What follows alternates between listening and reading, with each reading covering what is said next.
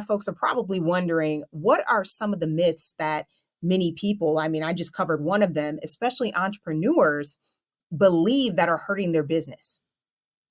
I think oftentimes they think when it comes to government contracting specifically, they think that this is only for large businesses. The government won't hire me.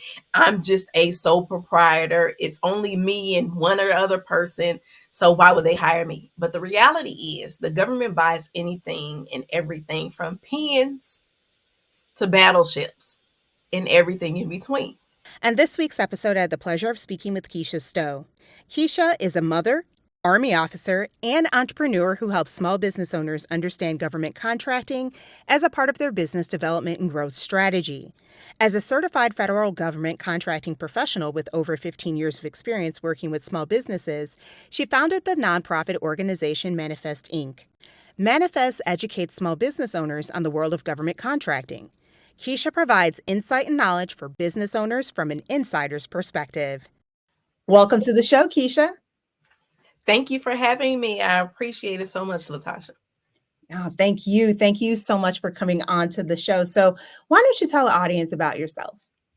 Well, my name is Kesha Stowe, and I am the creator of Manifest Inc., which is a nonprofit organization that is geared towards helping small businesses maneuver through the murky waters of government contracting.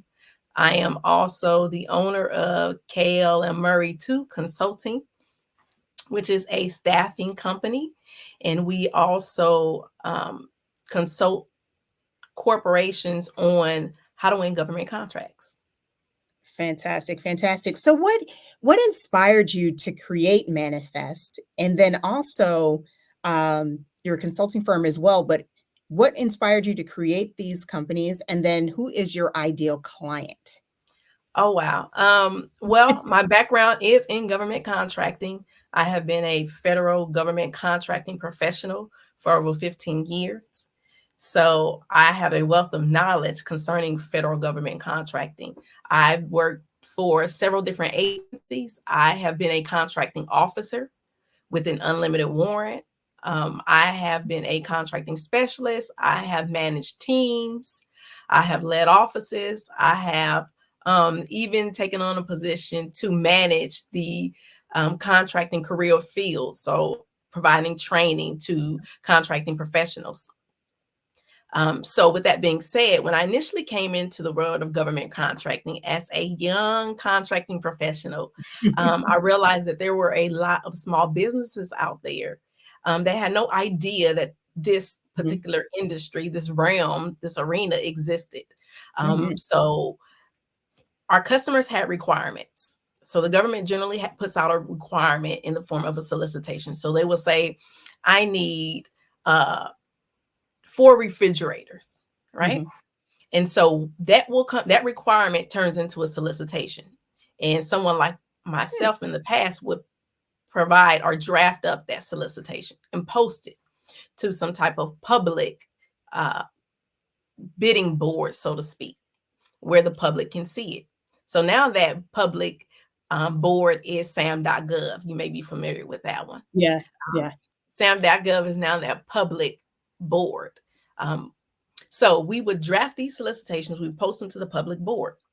What I realized is that there were a lot of businesses that knew about them, a lot of large businesses that knew about this public bidding board and the government contracting process, but a lot of the small businesses didn't know that it was a thing.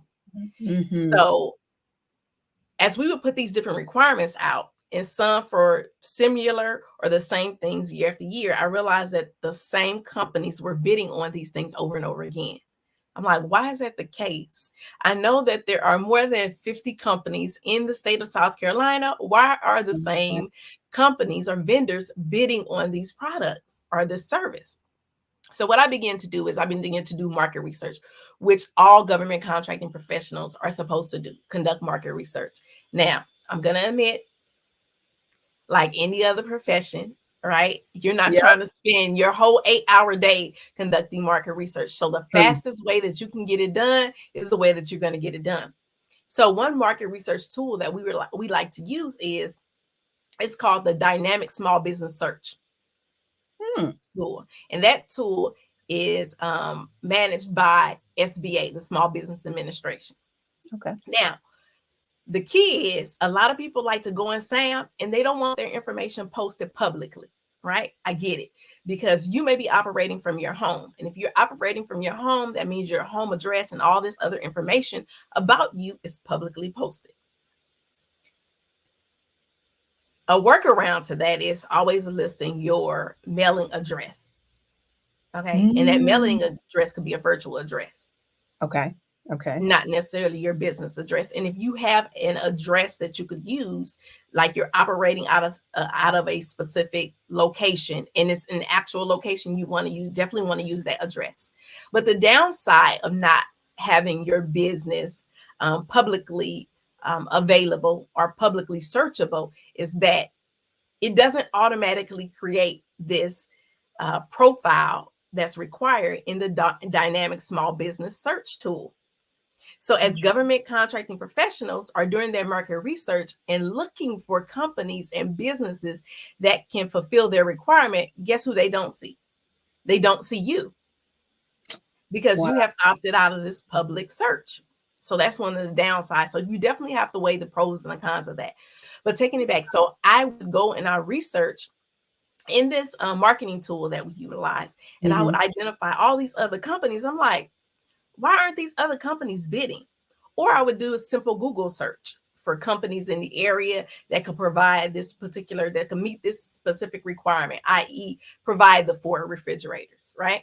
Wow. And I would call them and say, hey, are you interested in doing business with the government? And they'd be like, I thought that was only for large businesses. So then I would have to give them the tools to maneuver through that space. Okay, this is genius, genius. And I guarantee you probably do not even have that much competition, because I can't even see that, because I can see why a lot of small business owners would automatically think, I'm not even going to waste my time. I know I don't stand a chance against these big, huge corporations. So many of them, like, if you don't play, you don't win, right? Like, exactly. A motto. But that's amazing. I gotta ask you, how did you get into this? Because this is not like when you go to school, like, this is what I want to be when I grow up, or they don't in college. How did you fall into this? This is really interesting. I came into the career field where I am in the military. And so I spent 8.5 years on active duty. Okay. And for those 8.5 years, I was in financial management. Well, I wanted to continue my career in financial management. But when I left active duty, I wasn't ready to give up my military life quite yet. I was nervous. It was the only thing I had done since I was 17. And here I was, I might have been 28 at the time. So here I was, 17 to 28, and then take off some years for undergrad in between. I'm now coming out of the military. I'm like, I'm nervous. I don't want to just jump out there without this, safe haven of the military quite yet. Okay. So I joined the Army National Guard. Okay. And so when I transitioned from active duty, to the Army National Guard, they were like, I'm sorry, we don't have finance. And I was like, okay, so what do you have? They were like, we have this new career field, and it's called acquisition. I was like, I heard a little bit about that. Okay. Let me dabble in that. That sounds like something I'm interested in. Okay. And so that's how I came into the career field. And when I tell you, it's one of the best decisions that I ever made. That's amazing. That's amazing. You were meant to go that route. That is awesome. That is amazing, because this is one of these fields that I had never really heard of. Your profile really piqued my interest. So that was one of the reasons why I wanted you on the show. And I know that you could help out a lot of folks. So, you've already gone in depth about how you can help folks. And by the way, thank you for your service. You're welcome. Thank you for your support. Yes. But I know a lot of folks are probably wondering, what are some of the myths that many people, I just covered one of them, especially entrepreneurs, believe that are hurting their business? I think oftentimes they think when it comes to government contracting specifically, they think that this is only for large businesses. The government won't hire me. I'm just a sole proprietor. It's only me and one or other person. So why would they hire me? But the reality is the government buys anything and everything from pens to battleships and everything in between. There Wow. are over 400 federal agencies. So you can't even conjure up Wow. all the things that they buy. And there is something called set aside, a small business set aside. And the threshold for that is anything under $250,000. Anything under that's anticipated to be $250,000 or less is automatically set aside for small business. So those are the things that large business can't even compete for. Okay, all of this is so hidden. Why is this not really made public? I mean, I feel naive asking that question, and I feel like I know what you're going to say, but why is this not made more public? Actually, it is public. A lot of Okay, people are in starting the to, open, not buried under a little yes, rock. yeah. A lot of people are starting to talk about it more and more. This Okay. thing called GovCon. And you have a lot of YouTube videos out there that talk about it.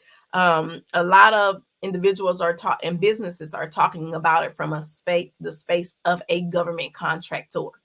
So they've won contracts before, or they're consulting, and now they're consulting or they provide training to teach other small businesses how to win in this space. So Hmm. there is a lot of information on YouTube. Now here's the catch though. You know how that swamp get a little dirty sometimes. I'm just going to say, not everybody needs a mic. So Yes, yeah, I yes, mean, it get a little dirty sometimes. So yeah. um, Okay. there aren't many professionals like myself that have been in the industry that Yeah. are talking about it from a kind of insider perspective. That's why I said Um, we have no competition. and it's because a lot of people are still doing it. So there is a fine line, right, of what Mm-hmm. you can tell to the public and what you keep in house. And I think oftentimes a lot of professionals may have a hard time like distinguishing or skirting that line without going over. So Mm-hmm. oftentimes it's just kind of best to stay away from the line. Um, Sense. Yeah. That I makes. am, although I'm still a government contracting professional, Mhm. I no longer award contracts. Oh, okay. Okay. So yeah, I'm no longer in the position to award contracts. Don't get me wrong. I guess I shouldn't say I'm not in the position because I am in the position. I Yeah. just don't do it anymore. Okay. Um, Is there a and reason for that, or you're it's more exciting on this side? no, I'm just at the point in my career in the military because I'm still in. I am in the Army National Guard, so I am still an Oh, yeah, you're active still service in. member. Okay. Okay. I'm just at the point in my military career where I'm more of on the strategic planning training side that Okay. I don't physically award government contracts anymore. And That's right. so Okay. Manifest was created primarily to educate small business owners. And so that's why it started off as that's why it is, I shouldn't say started off, that's why it Sure. is a nonprofit organization, because the primary purpose is to educate small business owners. Now we may offer training, we may offer workshops, and there may be some other things that come available through Manifest, but the primary purpose is education. So you may find a lot of resources via our website, our Facebook group, that type of thing. That is absolutely amazing. Again, I knew you were going to, you dropped so many gems and it hasn't even been, it's like less than 15 minutes. And I'm sitting over here like teary-eyed. I apologize. I That's got a tickle okay. in my throat. But you have dropped so many gems. And so I'm sitting up here thinking so much of business is built on who you know instead of necessarily what you know, right? So Mhm. a lot of people may be under the impression that, this may be the case when searching for a government contract. So, what are your thoughts regarding how important your network and your networking skills are in securing a government contract? Does that really play a role? It absolutely does. Okay. Because some people have the mindset when they create a business that the business is going, the ideal is going to sell itself. Without the market research, as Yes. someone, that's my background, is market research. So I Yes. totally, yeah, you're absolutely right on that. The Yeah. ideal is gonna sell itself. And then they have this mentality that I have a good enough product that I don't have to market. The people are gonna come to me. Oh yeah. If you build it, they will come. There it is. And so the reality is, even in government contracting, you have to market. You have to have your website. Because I'm gonna tell you what I used to do as a government contracting specialist or government contracting officer when I'm looking for small businesses. I'm going, if you send me, because small businesses send out what's called capability statements. And it's Okay. a flyer with a narrative telling what you do, how you can help, what type of services or products you provide, kind of thing, in a snapshot. And so those are flooded into contracting professionals' inboxes. And if there was a requirement that I had, and I recall seeing a business that sent me their capability statement that may be able to fulfill the requirement, I would go to their capability statement. I would find out who the company is. I would go to Google and I would Google their names to see what popped up. Okay. Sometimes people did not have a website. So they were trying to get a government contract without a website? Yes. Right, wrong, or indifferent, it is at the discretion of the contracting professional on how they go about market research, as long as they're conducting market research. So if you have a website, if you don't have a website, oftentimes you're probably going to be passed over, because your website says so much about you. There's a lot more information I can get from your website that I didn't get from your capability statement. Yeah. And I don't want to have to take 15 minutes out of my day to call you to figure that out. So it's about, and previously we talked about not making yourself searchable or public in SAM. If I go to the dynamic small business search tool and you don't populate, I'm not going to consider you. So that making your business public in SAM gets you that dynamic small business search profile that contracting professionals are utilizing or pulling from when they go into the system to conduct market research. Now they can see you. So for businesses, that is a part of their market. That should be a part of their marketing strategy. A free way to market. You don't even have to do nothing for it. All you have to do is click the right button. Wow.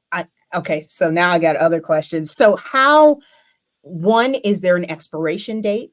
And do you have to renew every year? And then what type of businesses are governments looking for to do business with? So with sam.gov, you do have to register every year. Okay. It is a government managed system. It's managed by the General Service Administration, GSA, and it is free to register. Wow. I would have Now, thought. there are companies out there who will register you if you want to have a hands-off approach. Okay. There are companies who will charge you to register you, but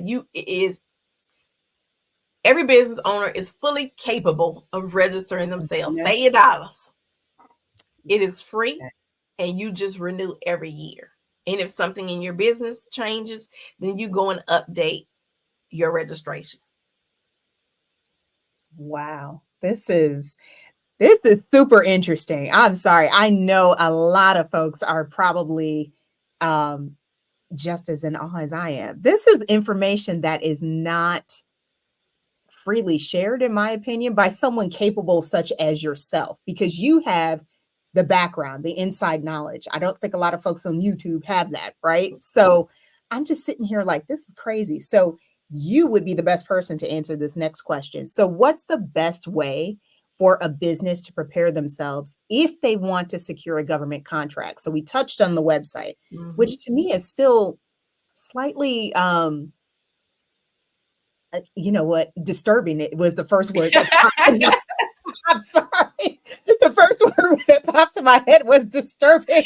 I don't understand how you don't have a website at this point in time. Like there's so many different companies like MailerLite, MailChimp, all these other companies that have, hey, here's a free site part in these platforms. I know MailerLite does. So I just, that is astounding to me. So anyway, long story made short, what can they do? Some things that will help business owners prepare themselves or win government contracts. I don't like to say win government contracts because all that could be subjective, right? Based on how the evaluator, the individual that is evaluating the proposals, what factors they're using, how they view your company. So some of that is a little subjective. So I don't like to say win because nothing really guarantees you a win. True. But the way that you can business owners can set themselves, or entrepreneurs can set themselves up for success in the field of government contracting is, one, make sure you're searchable, whether that be Google, sam.gov, the dynamic small business search tool. Now, when you register in SAM, it will automatically create a profile for you. If you stay public, it will automatically create a profile for you in the dynamic small business search tool. Okay. Just through your SAM registration.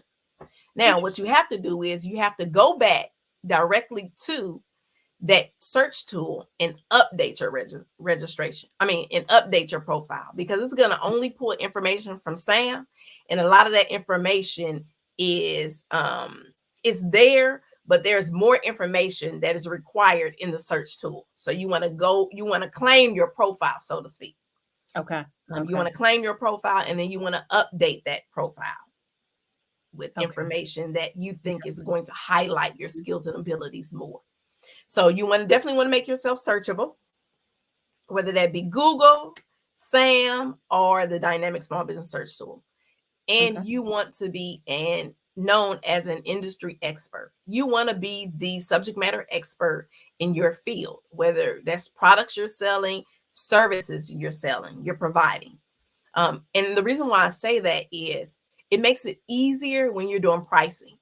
If you're trying to submit a proposal or a quote on an industry you know nothing about, it's hard to price that. Yeah. Although, there's some folks out there, I'll learn as I go. Just give me.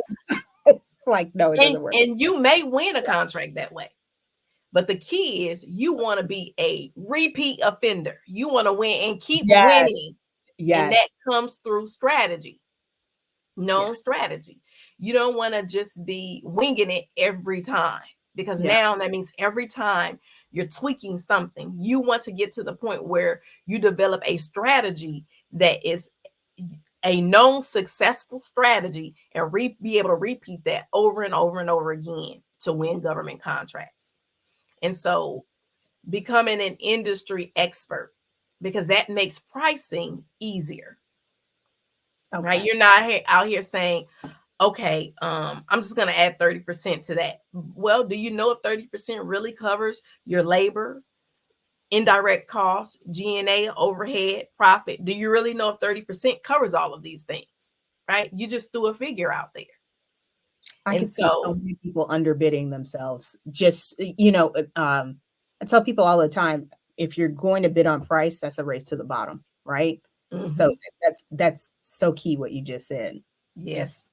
Just slapping 30%, does that really cover it? That's right, because either way, the government is going to hold you liable.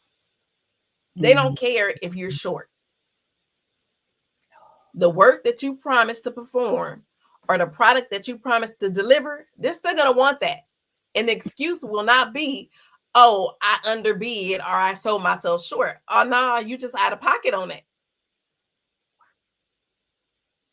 And I can only imagine what the consequences would be for that. and you don't want to ruin your business's reputation, right? Because Yeah. they have we do performance reports, so to Hmm. speak.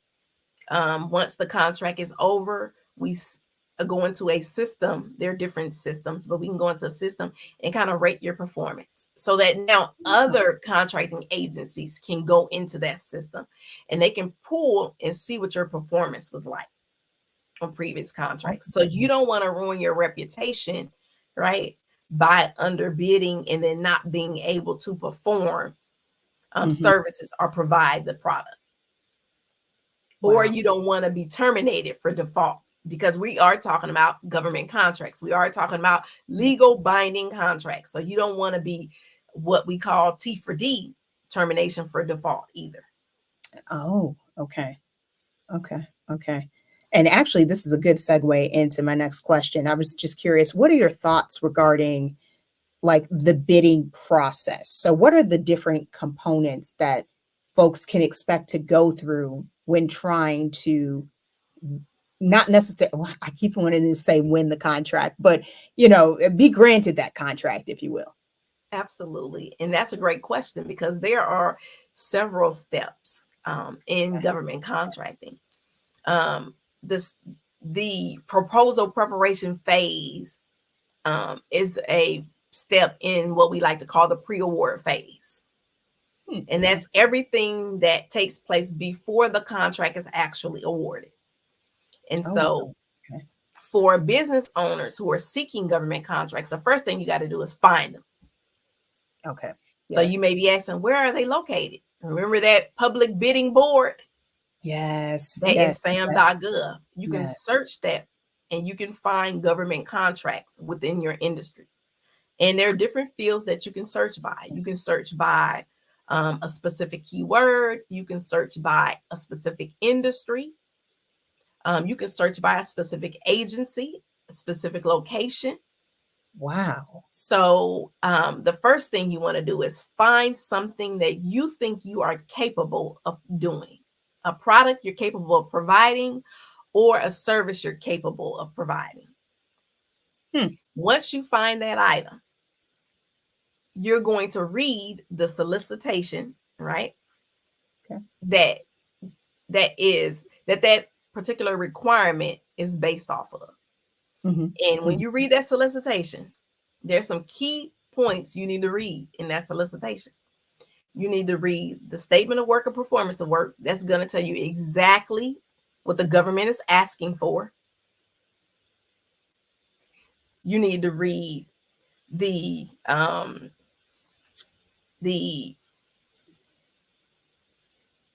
it's called the pricing sheet, which is usually on the second page, somewhere around section B, because government contracts generally they are supposed to be standardized. Every section should be the same across every agency. Now, you won't always get it that way, but that's how it should be done. So there is a section that identifies what you're actually going to be bidding on, submitting a proposal or quote on. In that section, you want to really look at it to see if you can provide that good, that product, or that service.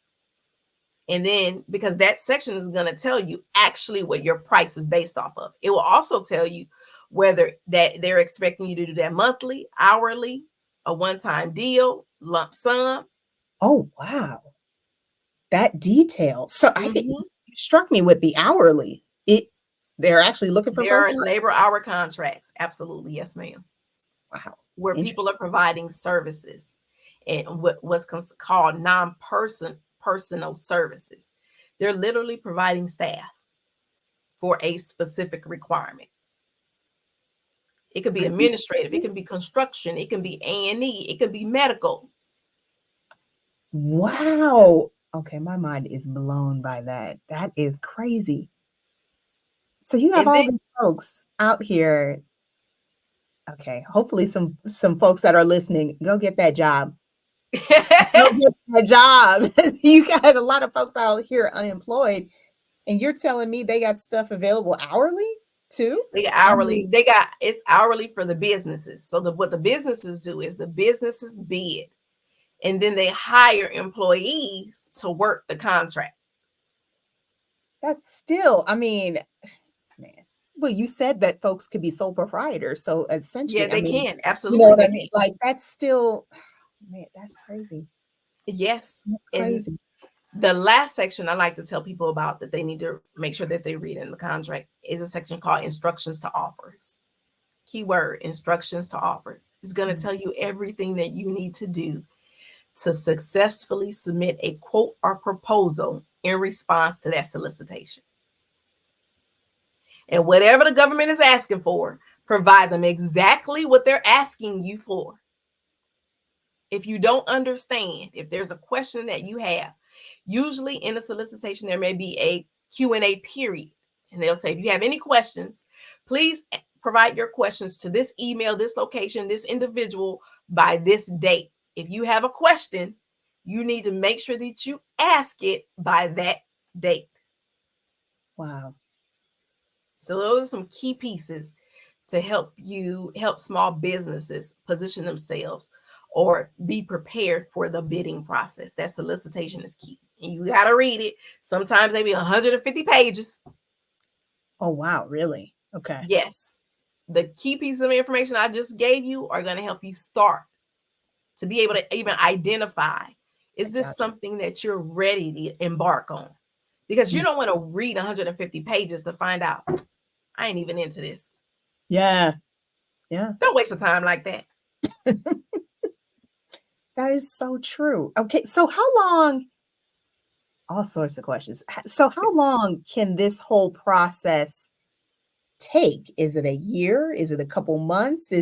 I'm sure it depends. It's contingent on the position itself that you're trying to go for, but how long is this whole process? So depending on what the requirement is, it Okay. can go anywhere from a couple of weeks to a couple of years. Oh, wow. And Okay. a couple of years is usually a more complex requirements, i.e. they're trying to do, DOD is changing its entire enterprise. That may take a couple of years because it's such a huge organization. That's a lot of work. That's a lot of strategy that goes into that, so on and so forth. So usually your complex, your years worth of projects are going to be that, the development of a new aircraft. That's going to be years in the making. Sure. Now, if we're talking about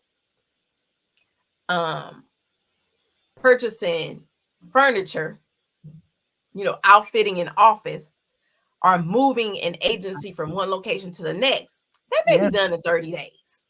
Yeah. That is mind blowing to me that these are things that they're looking for. I just never thought about that. And I'm sure I'm not the only one. I just never thought about things like that. I just thought they hired their own staff, or you know what I mean? Like that's crazy. I've awarded contracts for meals, catered meals. Okay. I've awarded contracts for fuel. So you know what I'm gonna do after this little interview here? I'm gonna take myself on down to that website.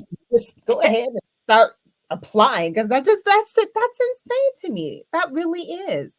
This is fantastic information. So I've learned so much, and you've been so kind to show us all these different phases. But what are some of the obstacles that business owners will encounter during the process? Although to me, you've nailed it pretty good. It sounds like follow the instructions, right? But is that one of the major things, just reading? I would assume. That's a lot of things people get wrong. Okay.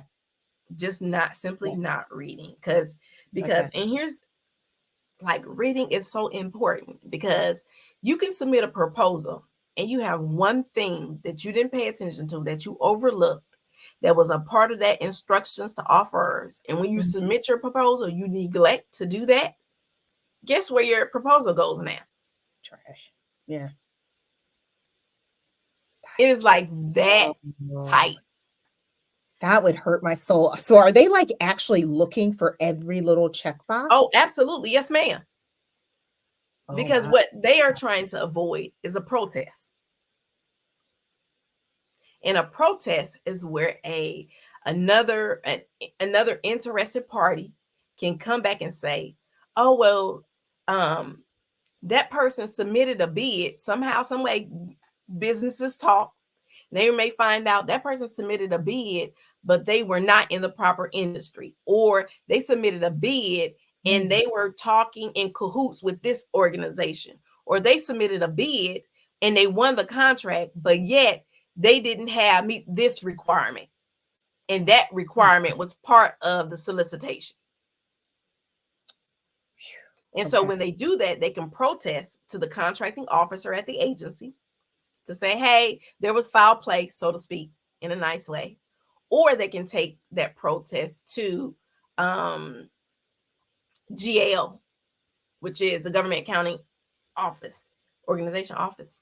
And they're the ones, they're like the legal counsel, because they'll be the ones that decide if they receive that particular protest. Sometimes they'll send it back down to the agency. Sometimes they'll make the decision for themselves. They're like the arbitrators, the mediators.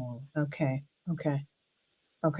So agencies are definitely trying to avoid the protest, because the moment they get a protest, whatever it was that they were attempting to buy is now on pause until they resolve the issue, which could cost them hundreds to thousands to millions of dollars, depending on what the requirement is. Wow. So they're not in a position to get what they need. And at the same time, they're being penalized because another company had a, whether it be rightfully so or not, they have a protest. Yep. Are there penalties to that if they are found to be incorrect, like that protest was raised incorrectly? Yes, there can be penalties. Usually they are not applied, but there can be, depending on the severity of the work that was held up. Okay. Yeah. Right. So, but also the government is not trying to make small businesses bankrupt either. Sure. You know what I mean? Yeah. Okay. So what penalty would you assess a small business owner on something that you've lost millions of dollars for, and that small business owner make $200,000 a year? I mean, I can see what I see what you're saying. Yes. So yes, ma'am. That is wild. Okay, so what are some tactics to help owners who may encounter gatekeepers along the way? So, I mean, let's be honest, it's the government. I'm not trying to, start anything, but it's the government. So there may be some gatekeepers, folks that are very slow to make progress continue to happen. Like what can a small business owner do to keep the process going? So I love telling small business owners, go see the SBA office within your region. They're going to, when you register with them, they'll assign you a coach or a counselor that'll help you maneuver through this space. Is that free or? It is free. It is free. Wait, and SBA also has, the Small Business Administration also has trainings and workshops. Some of them are free. Some of them are not. Okay. And they will help you maneuver through this space. I'm going to come back to why the SBA is important. Okay. There's also an agency called Apex Accelerator. They used to be PTACs, the Procurement Technical Assistance Centers. And they are funded by the federal government to help small businesses maneuver through the world of government contracting. So they have technicians at their locations that are knowledgeable, that will assist you through the government contracting process. Now, I will caveat both of those organizations by saying this: they're only as good as their knowledge as a whole is only as good as the individuals that work in them. So if you've get somebody in there that's never been in the government contracting space, the knowledge they give you, I mean, take it with a grain of salt, right? Yeah. And so there will be regions that are more helpful than others because of the level of expertise that they have working within their organization. Gotcha. So going back to SBA, so that's SBA, Small Business Administration, and the Apex Accelerators. They used to be the PTAC, Procurement Technical Assistance Centers. Now the SBAs are important because remember what I said, everything $250,000 or less is automatically set aside for a small business. That is based on statute. Okay. So when we talk about subjective and objective, nobody cares about your opinion or what you think concerning that. Okay. It is law. Okay. And because it is law, the SBA monitors that. So if there's a small business that is in their program that they think, so there could be a set aside, there could be a woman-owned set aside, there could be a hub zone, which is the historically underutilized business zone. So your business could literally, your headquarters could literally be in a historically underutilized business zone, and that will qualify you for a set aside to a contract. And here's what I mean by set aside. Ooh, okay. Government agencies have the authority to say, okay, I'm going to set this requirement aside. Now, they've done their market research. This is the reason why you want to be searchable too. Because if you have this certification already, right? Say, for instance, you're already hub zone certified. Now, SBA manages and administers all small business certifications from a federal perspective. Through their website, you can click on these different certification types, see which ones you qualify for, and apply for certification. They will determine whether or not you meet the criteria, you provided the necessary documentation to get certified. Once you are certified, federal agencies are setting aside some of their requirements for these small business categories. So they may say, after they do research on a refrigerator, going back to the refrigerator, they may decide, okay, there are enough companies that can provide refrigeration, these refrigerators that are hub zone certified. So now you know what they do? They take that requirement and they say, the only people that can bid on this requirement are those companies that are hub zone certified. So every other small business or large business, if you are not hub zone certified, don't even try to apply, submit your proposal, because it don't matter. Wow. I'm telling you, this is crazy. So that's where linking into the SBA, staying connected with your SBA matters, because they will help you through their certification those certification processes. You can be certified for 4 different socioeconomic categories at one time. You could be women-owned, veteran-owned, hub zone, and 8A all at the same time, if you meet the criteria or the qualifications for all of those different categories. And they will walk you through that, help you through that process. And not only that, if someone is doing what's called a set aside or sole source, and you submit a proposal and they like, oh, we don't think you're good enough, or whatever the case may be, you can go back to SBA and say, SBA, they said I ain't good enough and they don't want to play with me. Really? And SBA may provide you with what's called a certificate of competency. Of course, they're going to assess your business activities to see if you really can perform the work that this government agency wants you to perform. And they will give you what's called a certificate of competency, or the government agency can ask for one from SBA.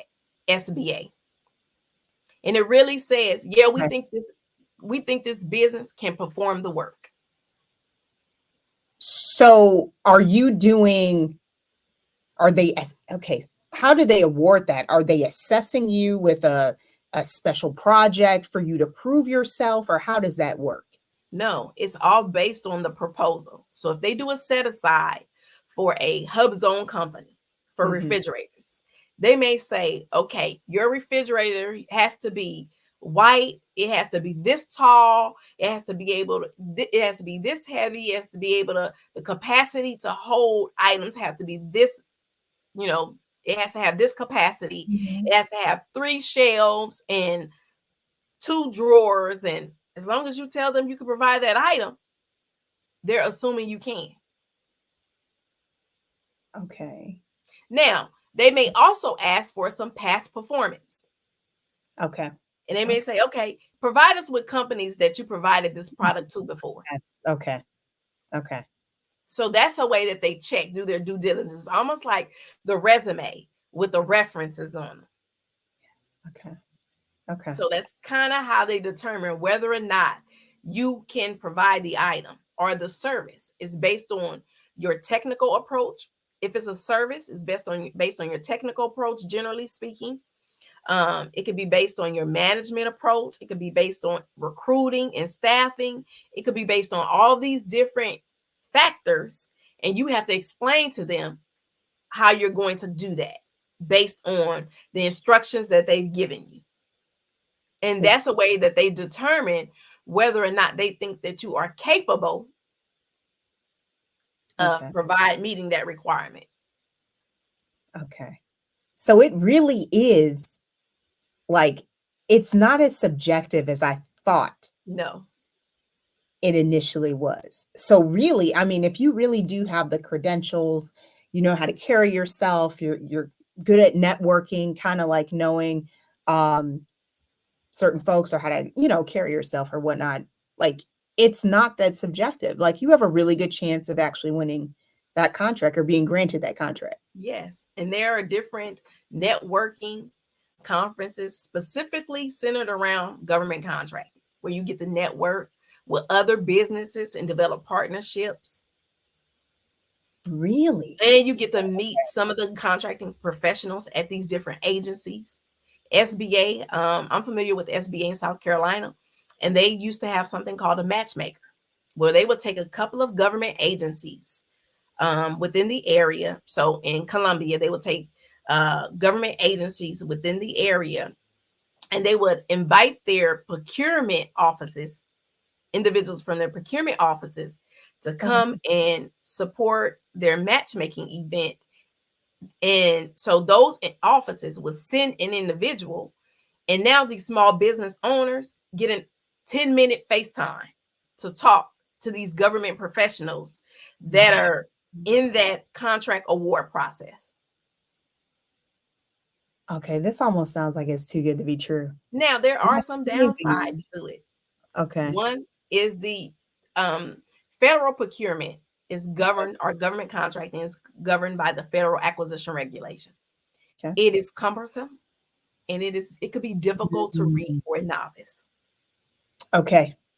People like me go to school. I went to school for like 4 weeks plus some to learn how to understand this regulation. Oh, wow. Okay.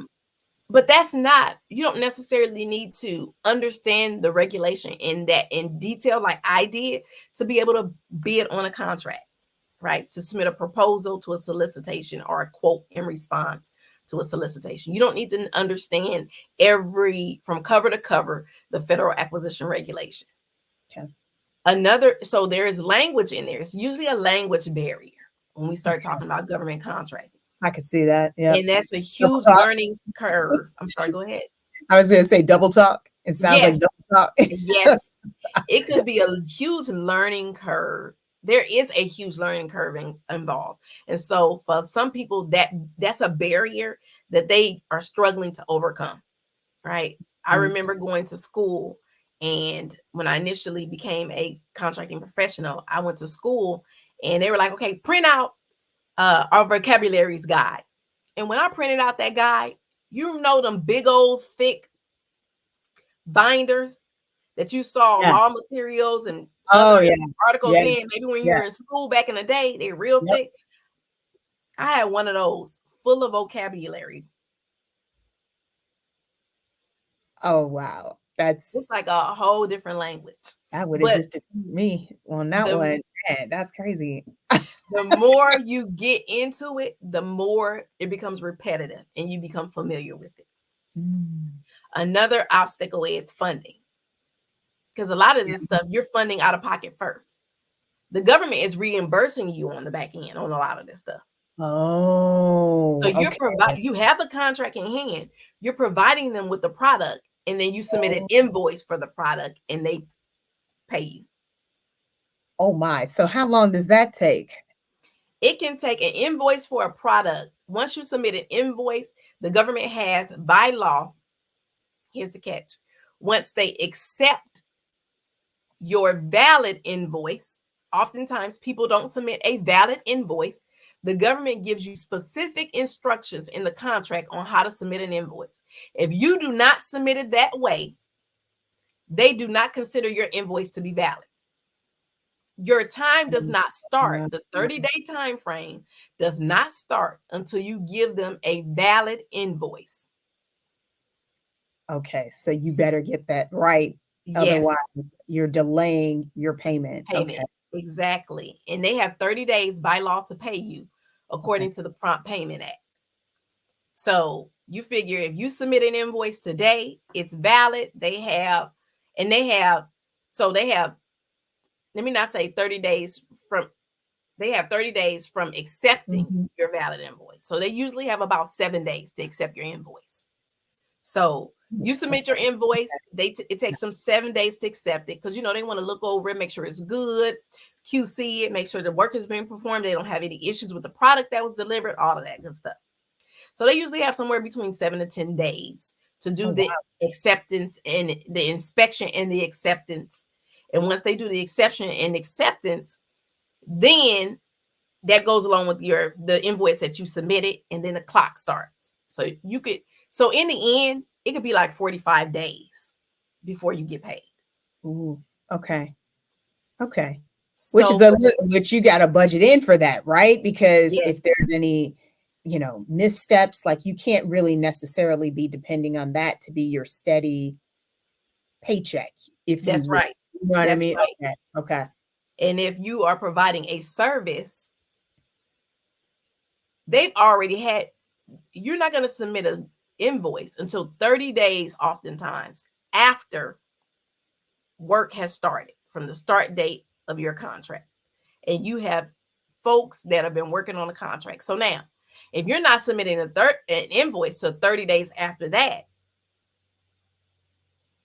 you done went through 2 pay periods. Yes. And now you've submitted your invoice. The government has 7 to 10 days to inspect and accept. Then they have 30 days for that. You're about 70 days until you receive your first payment. You have probably paid payroll about 4 or 5 times. Okay. So that's what you need to consider in the budgeting process. I can see that. So just to recap, so then the 2 major things, reading is fundamental. Yes. And then second would be the funding. So you need to make sure that you're in a position, if you will, to kind of front, right? Yes. And the reason I'm saying that, I know a lot of business owners are probably used to doing that, but if you are a sole proprietor or you may not necessarily be used to that, right? Because wow. Okay. And again, SBA is important because they will help you identify different funding sources and prepare your company to go after those funding sources and all those different things. Apex will do the same thing. Okay. Kesha, this is man, this is a lot of information. I'm telling you. You know what? Okay, so we are almost at the end of the year, right? And I'm telling you, you're getting this totally set up for the new year to go after some of this, right? And I know we don't have that much longer to go, but if you had to choose one word to represent your goals for this year, what would it be and why? Oh, Jesus. A word that represents my goals for this year is faith. Love it. I'm partial to the word faith, so go ahead. Yes, right. And the reason why is because although Manifest, my nonprofit, has been established since 2014, we just really started doing some work with it over the last 2 years. And I just started my staffing company and consulting company this year in January. So Okay. I didn't really understand this side of entrepreneurship. So it gives me, I get to see it from a different perspective now, especially going after government contracts. Mhm. I know the government contracting side, right? I know it from an insider professional perspective. I am learning it from the other side of the table. And so, with Mm. that being said, I understand how easily it could be to just quit and give up, Yeah. Yeah. Yeah. right? Because if you don't got no money coming in, you ain't eating. Yeah. When you started talking about how long the funding, I'm like, oh, wait a minute. So you're fronting that ahead of time. And I know business owners will be used to that, but if you're a sole proprietor thinking, oh man, this could be my way to get stuff Yep. done, you better have something else on the side. And Well, that's what I tell you people, have something else on the side. This okay. needs to be a strategy that you use if you're trying to grow your business. Yeah. Not, I don't recommend this strategy if you're jumping into entrepreneurship starting off with the startup. That's Yeah. just me. People have been successful doing it. Okay. So it's not to say that you won't be successful. I Sure. just think it's easier when you're not relying on this solely. Yeah. Be And more the reason, creative. Sure. I'm sorry, I was getting back to the reason why faith. That's good. Because I understand how easy it is to give up and quit. I'm like, Mhm. it's jobs out there all day, every day about being a contracting professional. I can go back to the government. Yeah.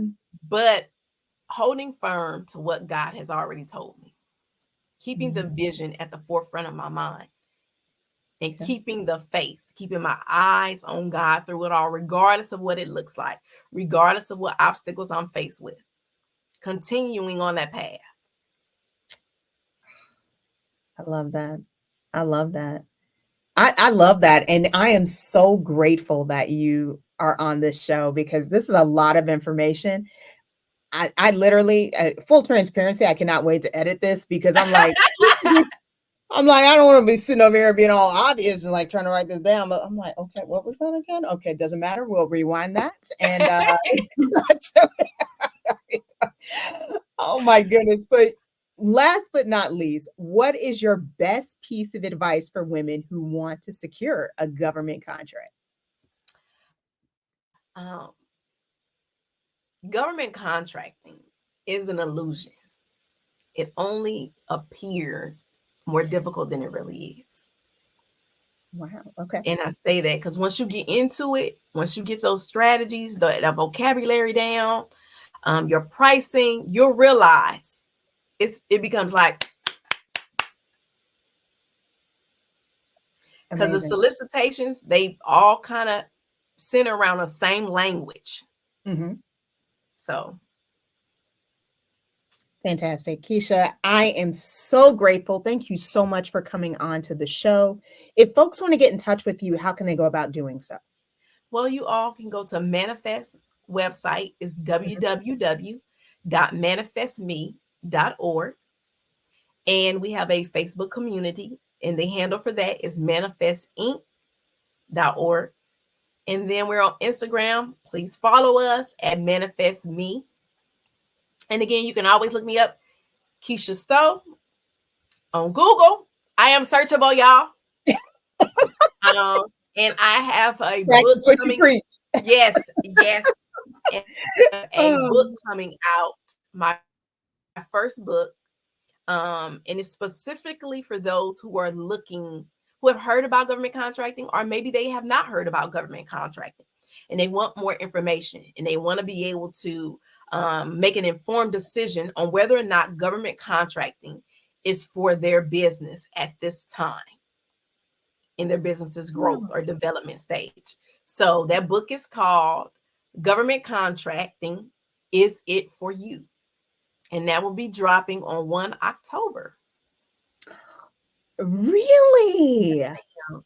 All right. Oh my goodness. Okay, so we got the sneak peek here. All right. I mean, this is did not plan this. This is the perfect promo. Oh my goodness. Well, Kesha, first of all, congratulations. I know how Thank hard that you. is to write a book. I just finished writing one myself. So congratulations. yes, that's gonna drop sometime probably in January because I had to push Okay. it back a little bit because yeah, it's a whole process getting the sites up and all that. You know what I'm talking about, and that's gonna be searchable too, y'all. So yeah, Kesha, thank you so much for coming onto the show. All of your information is going to be in the show notes, the description. Again, thank you for coming on to the show. I learned a lot, and I know the audience did as well. You are so welcome.